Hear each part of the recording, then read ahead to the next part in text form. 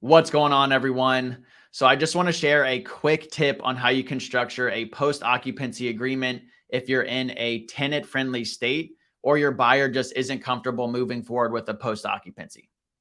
So let's use an example. Let's say you have a seller who wants to sell their house, but they also want to stay in the property for 2 months after closing so that way they can look for another house to move into, right?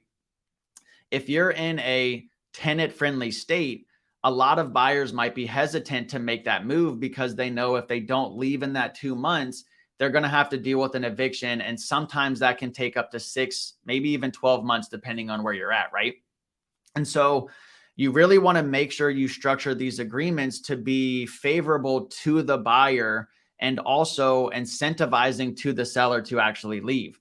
So let's say the seller wanted those 2 months and they wanted to pay $1,200 a month for those 2 months, right?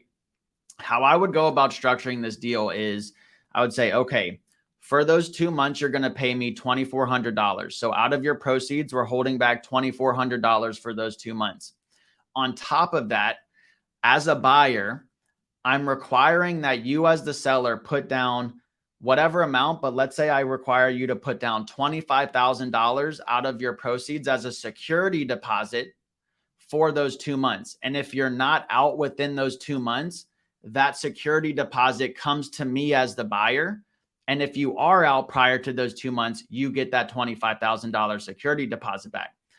Now, the benefit of structuring it that way is if the buyer, if the sellers decide they don't want to leave the property and they keep pushing past that 2 months, that buyer gets $25,000 that he didn't have otherwise to help eat any expenses that came with that post occupancy, right? So any interest rates, any fees, anything like that they have to pay, or excuse me, not interest rates, any interest that they gained on that, any fees.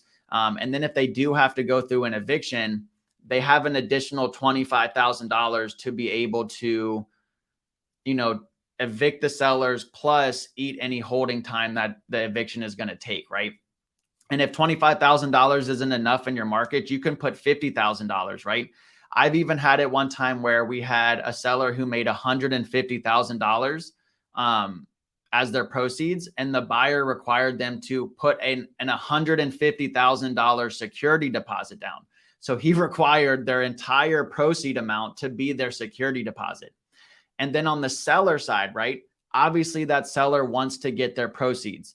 They want that $25,000. They want that $150,000, right? And so they're incentivized to actually leave the property on time so that way they can get their cash. So it's a win-win situation for both parties. So I just wanted to share that tip on how I go about structuring post occupancies in my market because it is really a tenant-friendly area and a lot of people don't like taking on post occupancies.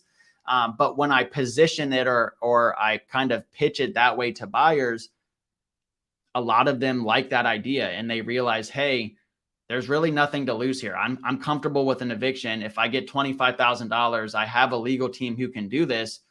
Let's do it. So hopefully this video was helpful.